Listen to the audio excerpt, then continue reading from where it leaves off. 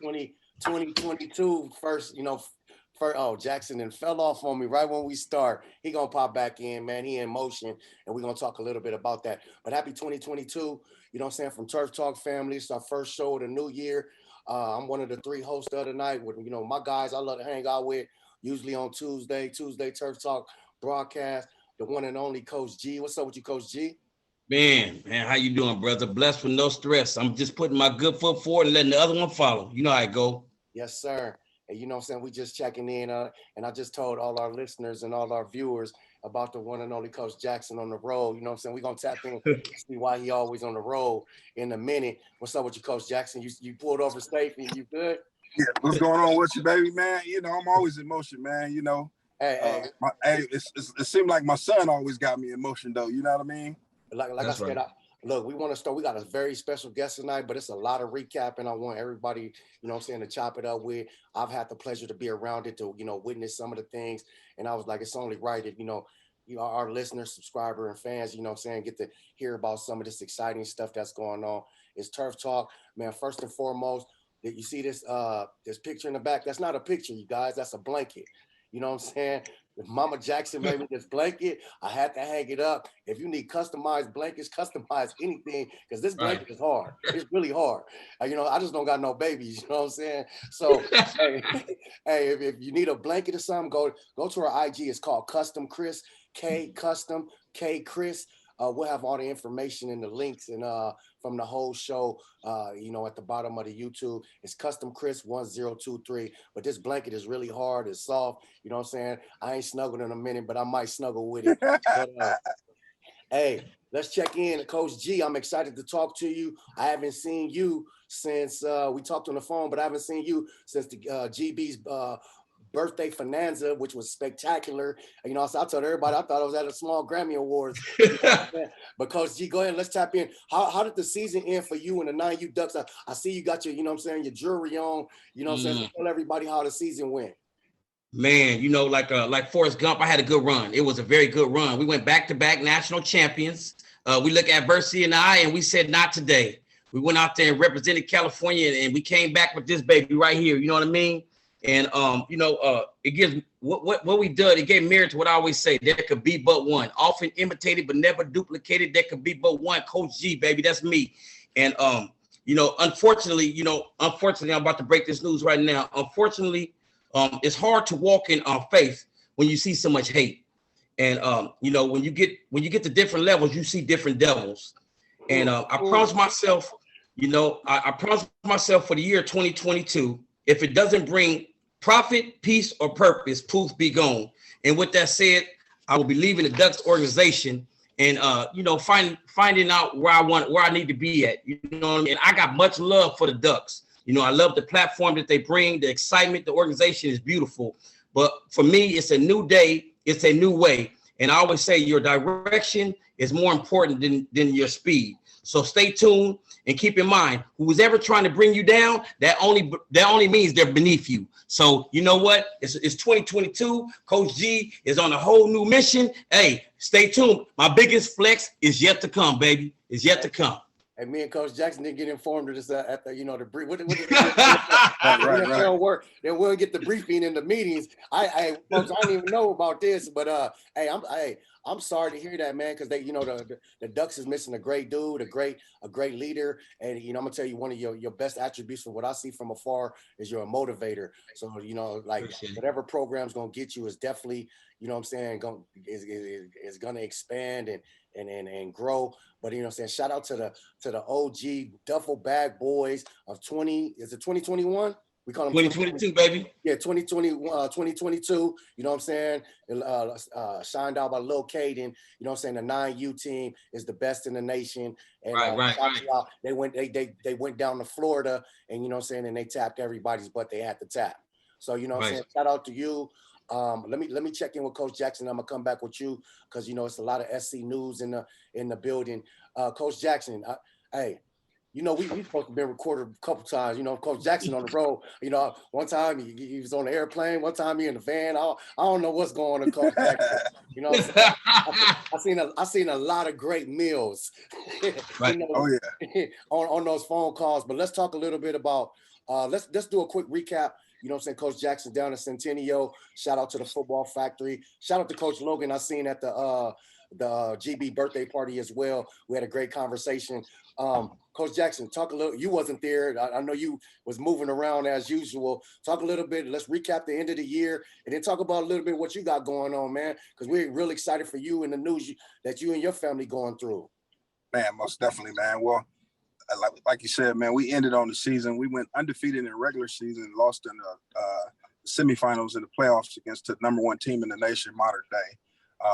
So that's where we ended at Centennial. I will be back at Centennial. I'm not going nowhere. That's right. That's right. Man, it's definitely been a blessing on my part, man. Like I said, I've been in movement, man. It seemed like I've been in a meeting for the last 5 weeks all together, you know what I mean? But it's been a blessing. My son, he picked the agent and he declared to go to the NFL, man. And it's been a blessing, man. You know, he's down in Arizona right now at the Exos training. He'll be up there for the next 7 weeks and just ready to go, man. And like I said, man, it's been a blessing. You know, God has put us this far. We've been dreaming like this since youth. You know, I was talking to a guy today and he has a 9-year-old son, and I just told him that that's not too early, man. Kids getting it done a lot earlier than that now. You know what I'm saying? Yeah. So, but like I said, with my son, I've been working with him since 7 years old, and now it's coming to fruition. You know what I mean? Hey, so it's been a blessing, man. Yeah, congratulations to you and your family. I got to be around you and the Jackson 5, man. It's a tight family. Keep that family together, man. You know what I'm saying? You guys are prosper together. I want to interview you a little bit, Coach Jackson, right now. You know, I'm a huge football fan. With all the good, you know what I'm saying? Do it. I know these moments got to be stressful. Was you stressed? You know what I'm saying? Because it's not only you, it's like you trying to, you know, have your son make the best decisions. So it's like, you know what I'm saying? You know how when it comes to your kids, you get sensitive. You know, most definitely. As a father, you know what I'm saying? Did you you think you went through a little bit more stress than Drake himself? Well, I definitely took on the stress for him. You know what I mean? I let him focus on football, and you know, I've talked to over 40. I've talked to over 20 agents, sat down with over 20, and you know, just you weed out the fake, man. And, you know what I mean? You weed out what's best for your son. You know what I mean? What's the best fit? And yeah, definitely it was definitely stressful, but it was a good stressful. You know what I mean? Okay. I think my son went through a lot of stress when he was trying to pick a college, but this was a little different though. You know what I mean? Yeah. This is big money right here, you know? So, man, it was definitely stressful, but I took it upon myself and, you know, put it on my back so my son wouldn't have to feel it. You know what I mean? And we just went down to the end and let him make the choice. You know what I mean? Yeah. And it was, you know, he went with Drew Rosenhaus as agent. Yeah. You know, that's big. That name dropping on them, Drew. Yeah, that's big. That's big. That ain't even nobody got it. If you watch football, you already know Drew Rosenhaus deals with some of the biggest names. So it ain't even like like who was that dude he was talking about? His agent was it's Drew Rosenhaus. So you already know what kind of caliber that they must see him as for Mr. Rosenhaus to get involved. Correct? Yes. Yeah. I mean, and it made it kind of easy too because man. The guy went to every game. He's from Florida. He went to every game. Hobbling on like one game, he messed his knee up and hobbled there. And I'm like, man, this guy really want my son. You know what I'm saying? So if a guy shows you that much love, and you know, what can you say? You know what I mean? He really wants you. You know. And that was one of the choices of us picking a college. He wanted to go. Well, who really wants your son? You know what I mean? So pretty much it was like college, recruiting to college all over again. Coach G, you want to tap in before I get to you? Because I got a question for you, Coach G. D, I want to ask you, because I'm going to be in your shoes. I'm going to be in your shoes soon. Definitely. And I want to ask you, in regards to the journey, is it pretty much the same as we had to go through with the high school dealing with all these colleges? You got all these colleges calling you. We can do this for you. We can offer you. Is it pretty much the same thing? So, I can... It's definitely the same thing as far as like picking a college, but right here you got a guy who's trying to get you some money. You know what I mean? So it's a lot different from getting the education. It's talking about a guy who's trying to get you big money. So you really want to go through your X's and your O's and see what this guy's did for different people, and so definitely, yeah, it's that's stressful though. It'll put you in the same stress. So yeah, get ready. Hey, you can't get it nowhere else, baby. Look, if you watching all that football on TV, you can hear some behind the scenes, this real life stuff going on. This can't be on no other show. I'm trying to tell you. That's why it's called Turf Talk. Hey, Coach G, now I want to get to you. It's been a lot going on. Real quick. Yeah, go ahead, before you jump over there. Yeah. It's so crazy, man. Like, this guy calls me every day and tell me what teams are interested and who really in love with him. And I'm like thinking to myself, like, man, tear dropping down my eye, like, what's happening, bro? You know what I mean? Let me tell you right now. Yeah, man, it's a blessing, man. Let me tell you right now. Let me go ahead and end all that. The 9th pick of every round, the Broncos got. So, hey, I ain't mad. I'm telling you, if he goes to the Broncos, I ain't gonna even lie to you. Broncos came up today too, man. Hey, I'm pulling up at the house with no permission. If he go to the Broncos, I'm pulling up in the post office box. I'm telling you, I'm going crazy. So, man. Hey, man, like I said, it's been a blessing to be around both you guys and get to see, you know what I'm saying, the variables that go on. It's a lot of stuff that I assume. I'm kind of football savvy, just sitting back and watching, and I've been blessed to be around a lot of high characters like the Kerry Colberts, the Terrell Thomases, and the guest that we got coming on tonight, which is a good dude of mine. But it's just to see the math come together, man. I'm just excited for both you guys, man. You know what I'm saying? It's like, I'm just excited. I got a Drake. Coach Jackson gave me a Drake jersey, man. Everybody's like, "What you gonna do?" I was like, "Shit, I'm about to frame this and put this in my room." You know what I'm saying? I'm taking it to the good place, Hobby Lobby. You know what what they say?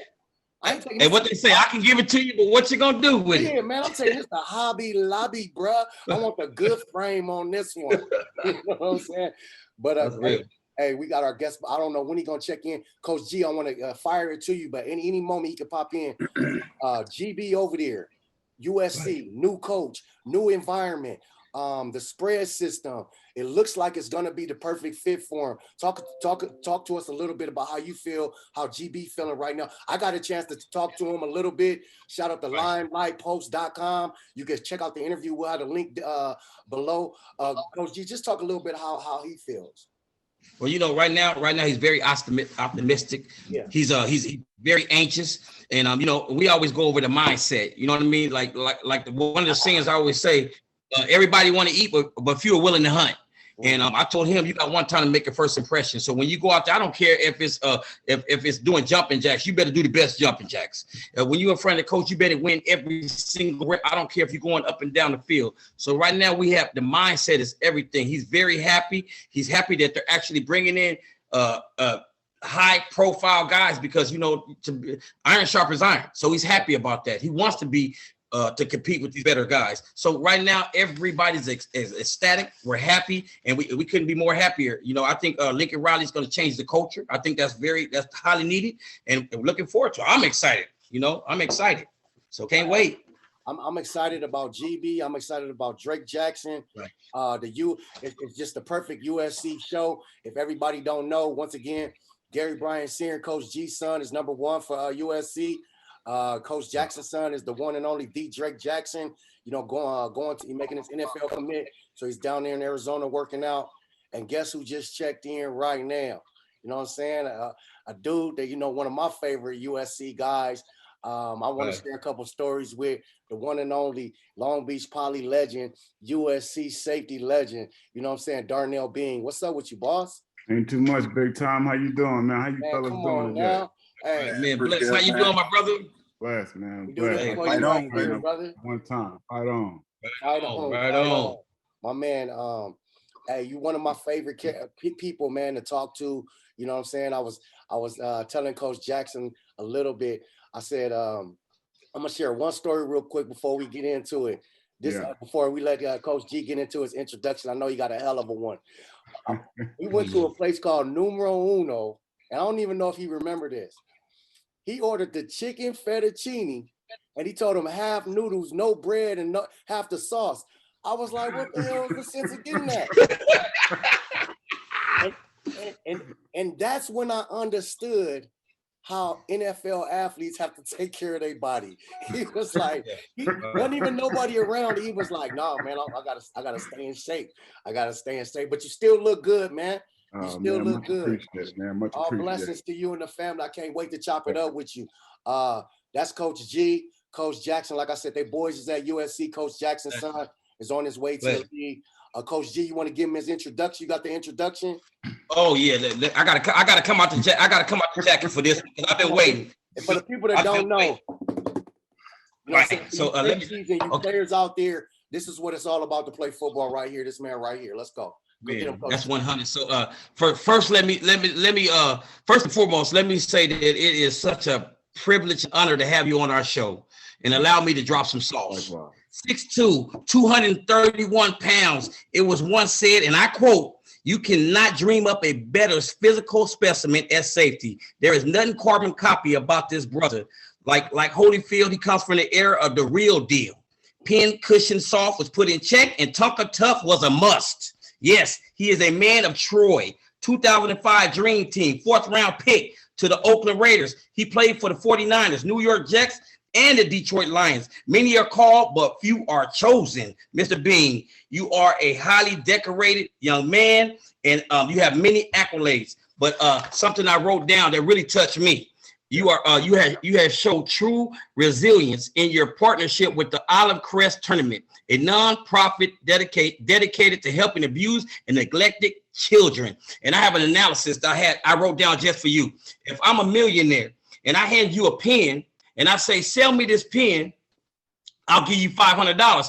Most people will probably come back and say, oh, this pen is magic, or it could do different tricks. But the first thing I'm gonna say is, write down your autograph, and he gonna say I need a pen. So that's my point exactly. Supply and demand. We are in high demand of people, your character. I'm happy. I'm honored to have you here. Hey, it is a privilege. Fight on, baby. Man, so much love for you, man. So much love. I think we always get an intro over to Coach G. He be excited, especially when it's, brothers like you, his son. Oh, yes. Coach Jackson, you want to tap in, Coach Jackson? You know what I'm saying? Well, I'm about to get a little excited too, because he's one of my guys too. He is a man of Troy and a Raider on top of that. All the other teams don't matter, so I do it as a linebacker. But what's crazy is once upon a time, man, I went to a Raider game, and my buddy had some tickets, and he's like, "Man, we got these tickets from Darnell Bing, bro." And I was like, "Oh," so I felt all privileged. So I'm like, "Man, if I ever got to see you, I wanted to tell you thank you, man." So this is the opportunity I want to tell you right now. Thank you for them tickets, man. Yes, sir. Shout out Mr. Bing, man. Definitely appreciate you coming on for our little show, Turf Talk. I want to let everybody know he got an event at the Olive Crest Monday, February the 7th. It's 9 a.m. tea time. You know what I'm saying, that the Classic Club Golf in Palm Desert. We'll have all the information, in our YouTube description below. But Bing, I just want to check in with you, man. First of all, how are you doing? How's everything going with you? Oh man, if I told you that everything was all bad, I'd be lying to you, man. Okay. No, I'm blessed, man. I'm blessed. I can't complain not one bit. Got my beautiful wife. I got my beautiful kids. Our health is good. On the soccer team, I seen, right? Yeah. My daughter, she first time playing soccer.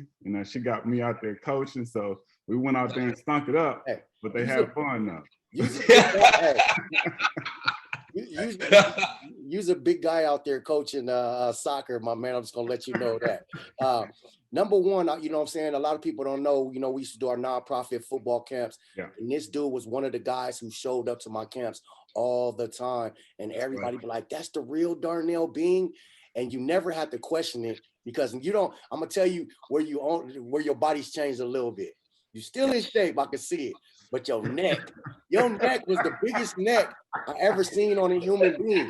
It was like, I'm gonna keep it real. It was like LeVar Arrington's, you know what I'm saying? Remember, you and LeVar Arrington had the biggest traps. Is that called a trap? The biggest trap I ever seen in my life. I'm like, this dude play football. You can tell right away, man. So this dude been showing up to football camps in the IE, the LA, wherever we did them, and you know what I'm saying, and didn't really care about, and was out there really running on grass. I was like, man, he gonna get hurt.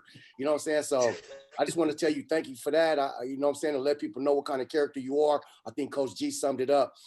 You know, we like to take our guests from the past to the present. You know what I'm saying? I know who you are, you know what I'm saying? Because we've had those talks, and you're not really a big, you know, football fan, talk about football. But I think you know what I'm saying. I might not have said it right. Because nope, you said it perfect. Yeah, I said it perfect. Okay. I didn't want to, you know, my old age starts showing. But I'm gonna take Coach G question from him right now. I know he don't even know I'm about to ask. The difference between when you played at SC and now.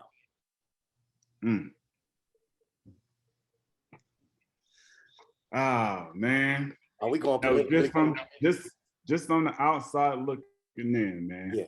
And I say that because I haven't been to no practices. Yeah. I ain't been in their locker rooms.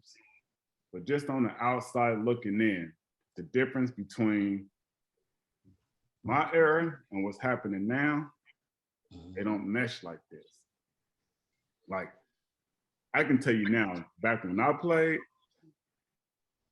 we were so close to where if somebody on defense messed up, somebody on offense had the right to say something if they knew that it wasn't going down the way it's supposed to be.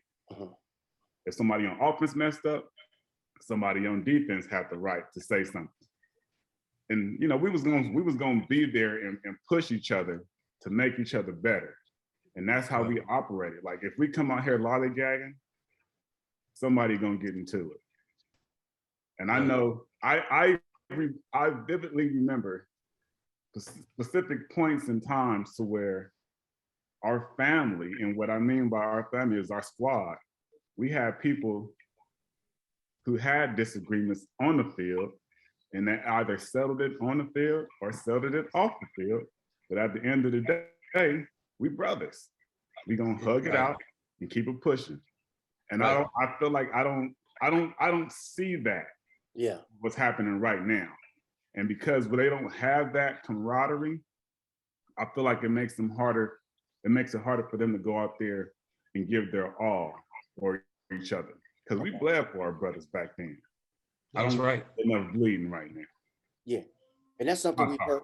Yeah, we've heard. And that's something I know from you. You know, like I've got to know you pretty good with T2 and Kerry. And it's like I hear the same things over and over. And just hearing these brothers, and I'm not hearing anything because I don't hear anything from the locker room. I could just tell from watching the TV, this ain't the same. Yeah. You know what I'm saying? It ain't the same. Coach G, you want to talk to me? Yeah, you know, I totally agree. And I love that analysis. You know, you can't build a house on sand, and accountability is everything. And the question I have for you, Mr. Bing, is what was the energy like in practice and in the locker room? And when they say sky's the limit, no, sky was the view. You guys had yourself, Darnell Bean, Reggie Bush, Dwayne Jarrett, Matt Liner, Steve Smith. It was like a jack in the box potato skins. Y'all was loaded. So if I could ask you, what was the energy like in the locker room? I mean, I know you said accountability, but you know, I heard that you guys was really like keeping people in check. You talking about this the dream team?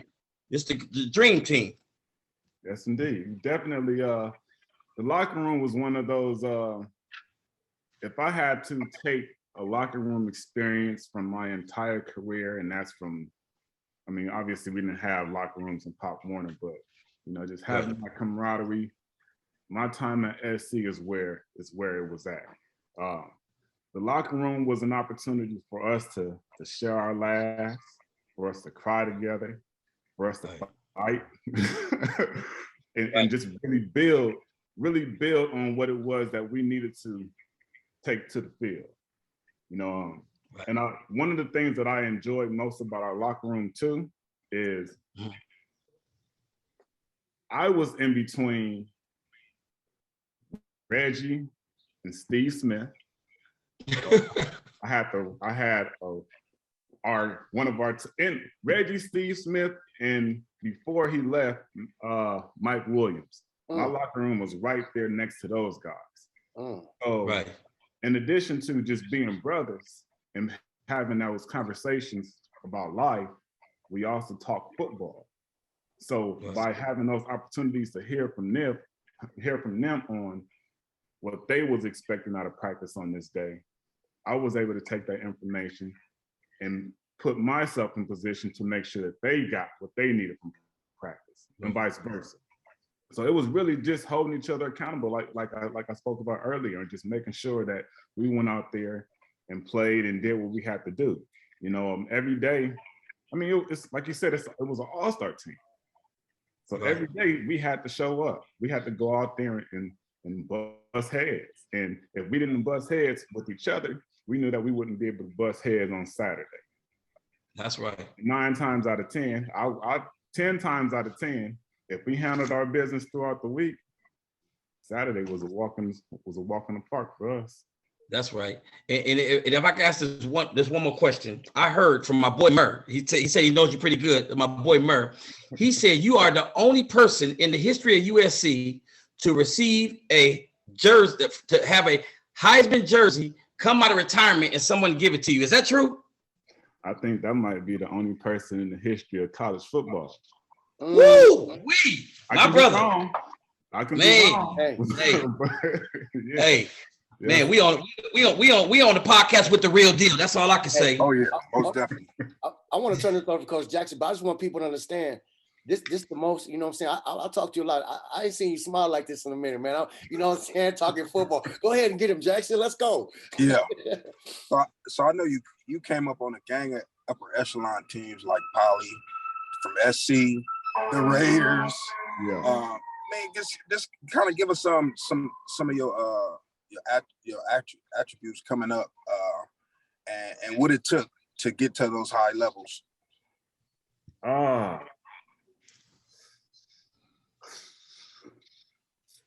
I have to tell you like this. Football was my outlet. Right. Yeah. I was one of those bad kids that got in fights all the time, got kicked out of almost every school I went to. Who fighting you? Debo? Go ahead. I was just gonna say, you want them cats you look at me, I'm like, go the other way. I'm going Yeah. See, that's the thing too, though. I've never really fought nobody my age. It's always been like older cats. Right. You know, and I'm just thinking about, I mean, there obviously some of my fights have been some of the kids that was around my age and some of the people around my age, but I was just a little hothead, you know. So in terms of, you know, me getting to where I was, I started at Poly. Mm-hmm. My upbringing was my community was a red community. Right. Oh, okay. Yeah, we know. So for me to go to Poly, and I didn't play football my freshman year. I had my growth spurt. Right. So getting to Poly, and all I hear is cuz. Like, I'm used to a few, but not everybody. Yeah. So my freshman year, having to sit back and watch and learn, you know, how to navigate all of that, that was one thing that helped me put a focus on the sport. Right. And not only that, though, having to sit out my freshman year, that just pushed me a little harder going into my sophomore year. Right. Some of you may not know, but I went to Poly as a running back. Oh, like, okay. Anybody, if you could find anybody that knew me prior to high school, they would say, that dude's a running back. Wow. That guy's a running back. But not playing my freshman year and going into my sophomore year, we already had guys that had already showed themselves and showed out. Herschel Dennis, Roy Carrington. We had another running back, Keith. I can't think of his last name. And then there was another guy. So me trying to come in and be in that backfield, and I already got guys that had that experience and that has played at that level already. The coaches really didn't give me that opportunity, but the defensive coordinator at that time was like, hey, come over here, you're gonna play safety. Right. So now I'm going from not having a year of playing football, plus not being able to play my natural position. That just created a monster in itself. Okay. That's right. You know, so That's right. now I'm going out there. I'm trying to knock everybody head. Right. And I took that same mentality all the way through my senior year, and you know, I started getting letters in my sophomore year. But you know, at the same time, I really wasn't thinking about it like that. But as I became a senior, you know, I took that information. I seen the opportunities that came. Took my trip to a couple schools, but I'll get into the Jersey story in just a second. But I decided to go to USC, and then again, because of my test scores, my SAT, I missed I got an 810 when I needed an 820. Dang. So I had to sit out another year. I took my test. I took after that last test that I was able to take to go into USC on time. I took the first test after that, and I killed it. Okay. Just the whole time before, and I was just playing around. But anyway, get to SC again. You know, now I'm having set out another year. That hunger to go back out there and kill people in a football sense was just building up, you know, because I no longer was doing the things that I was doing in the neighborhood in terms of fighting and getting kicked out of school and stuff like that. So I had to go out there and once again prove myself. So right. Just having that thought process of, you know, this is where I can go out here and beat people up and not get in trouble. Right. This is what I'm gonna do. So those are some of the things that really helped me get to the next level. That may not be the most traditional way, right? But that was my way. Yeah, that's that was my way. So, all right. And if you're just tuning in, it's Turf Talk right here, man. Sitting here, right here with the one and only Mr. Oh no, I want to take that Mr. off because I want to give you, you know, your due respect, Dr. Bean, and we're gonna talk a little bit about that, Dr. Bean. That's right. So we just talked about coming from a red neighborhood, banging on the football field, to Dr. Bean. We slowly getting there. I want to talk a little bit about just your time at SC. Like, what's some of your most memorable moments? Good or bad? You know what I'm saying? Wait, Dr. Bean, you could talk to me. Let's go. What's some of your most memorable moments? So that gives me an opportunity to talk about my Jersey situation. Okay. So on my recruiting trip, all of the guys that I went to SC with, Herschel, Manuel, Winston Justice, myself, and then some other cats from different schools. We all had our recruiting trip to SC. But I got a phone call saying they needed me to come up there a little earlier than the rest of the guys. So I get up there and they take me to the office to meet Mike Garrett, who was the athletic director at the time, and who was the original number 20. So him and I were having a conversation, and we're just talking, and he goes, so I hear that you want to wear the number 20. I said, yeah, I do. Like, that's the number. And that number originates Barry Sanders. That's where I got the number 20 from, Barry Sanders. So like Garrett goes, are you aware that jersey is retired and that was my jersey? I said, I wasn't aware until the coaches told me prior to me coming up here. So he goes, he digs up under the table, pulls out the jersey and go, if you want to wear this jersey, you got to do me one favor. I said, what is it? You got to graduate. That's right. You got to graduate and you got to play well. I said, done deal. Done deal. So that right there was one of my great moments that I appreciate about being at SC. Some of the other things that I appreciated about being at SC was, getting there and having older guys that respected the young guys coming in and bringing in their new talents, and expecting us in terms of recognizing the skill sets that we had on the field, but at the same time also sharpening our tools so we can become better men and players. You don't always get that. Sometimes you get certain cats that see the young guys coming in and kind of shy away from them because they don't want their spot taken, or they want the glory, or whatever the case may be. That's right.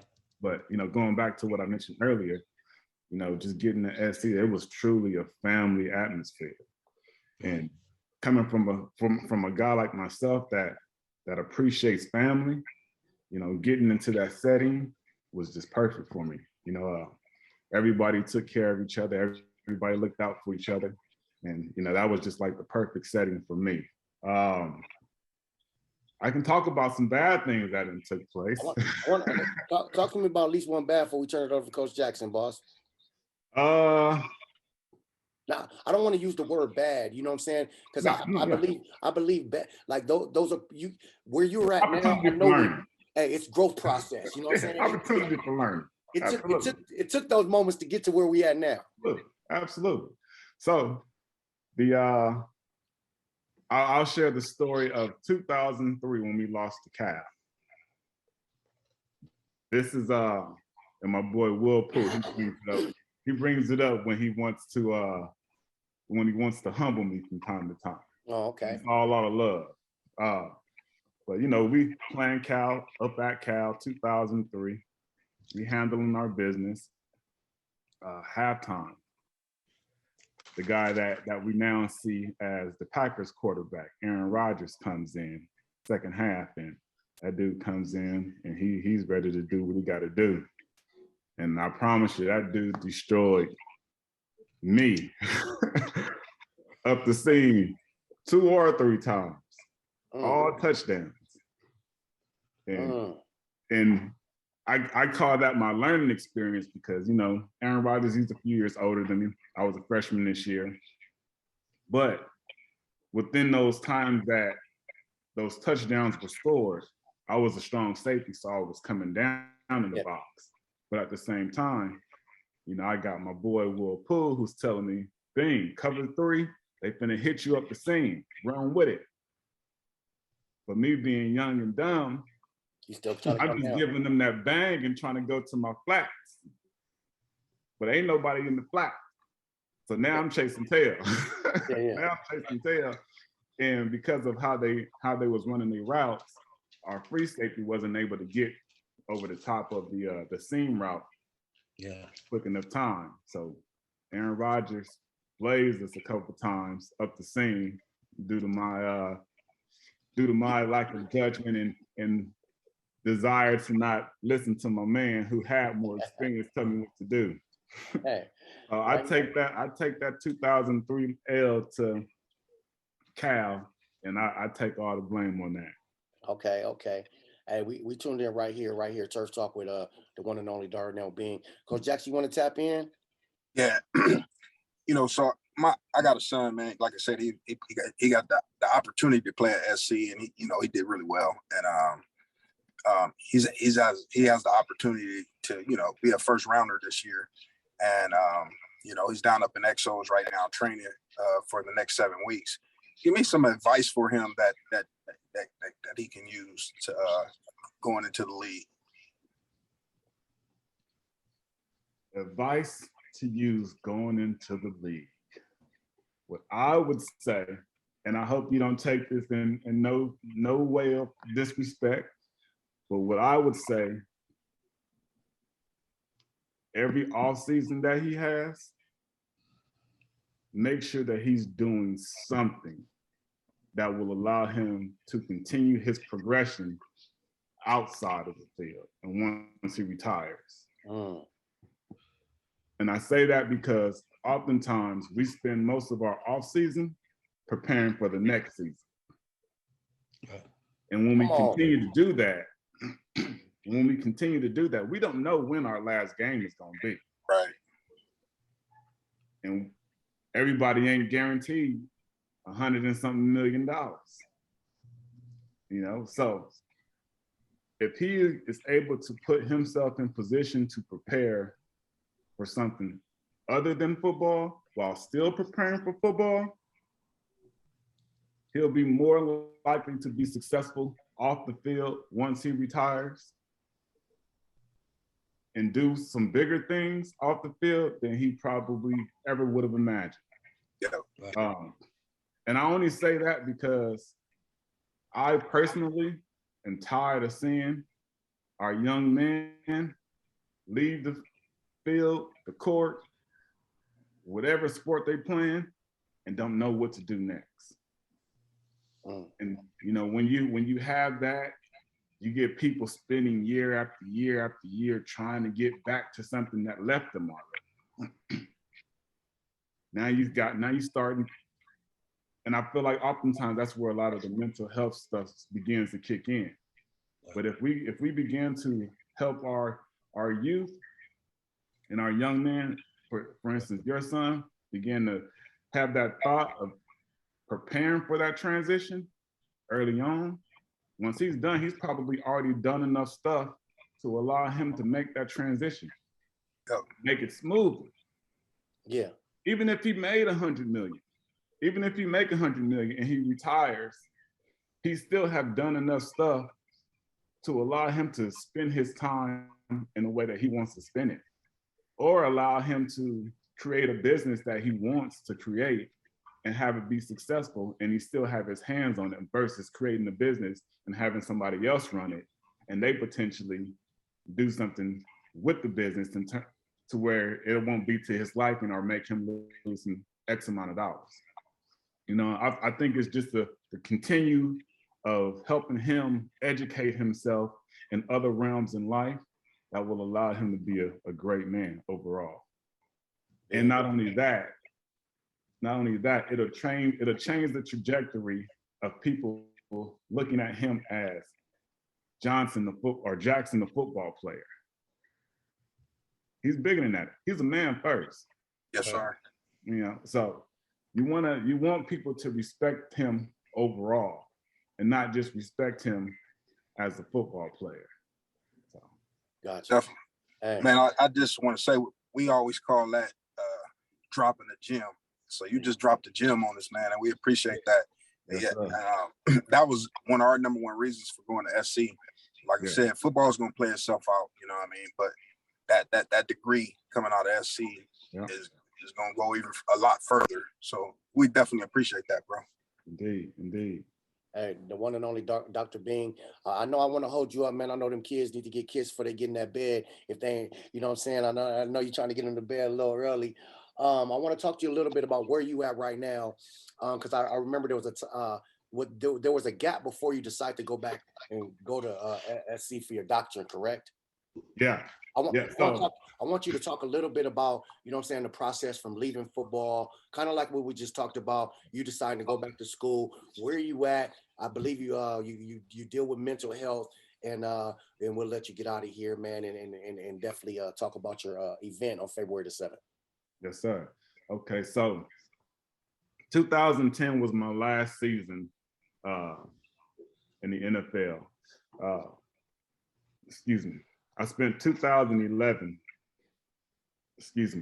traveling, trying to identify who I was as a man, trying to identify how people would recognize me as not the football player. And I didn't know where to start. I didn't know what was next. I knew one thing.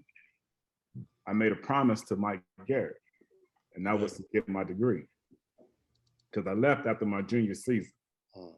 So I went back to USC 2012 to finish out my last 36 units. I want to say, no, I had 38 units. I had 38 units left. So between the fall of 2012 and the spring of 2013, knocked those last 38 units out. And during that time, there was cats there at SC, like George Farmer, TJ McDonald, Marquise Lee, all those cats was there. You know, and just seeing how they was moving around and and doing things around campus, I started trying to become a mentor of some sort to them, and kind of help them change their mindset. I mean, not to say that they was doing bad things, Yeah. but just wanted to just provide them with some little information so they can take that information and move forward. Finished my degree in 2013. So okay, let me see if I want to go into this workforce. One of my guys that owns a few businesses, SC alumni, I tapped in with him. He was like, if you want to try it, you can come work with me. I went over and worked with him. Never went to work. I was always at SC trying to mentor the student athletes. And at that point, I said to myself, okay, this is what I want to do. I want to work with our young men and women that are in this, that are in these different sports, and kind of help them see the importance of education. So I went back and started my master's program in 2014 in educational counseling.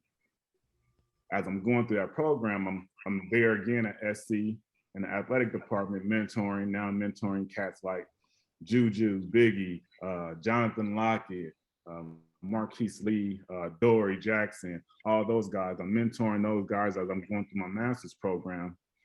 And then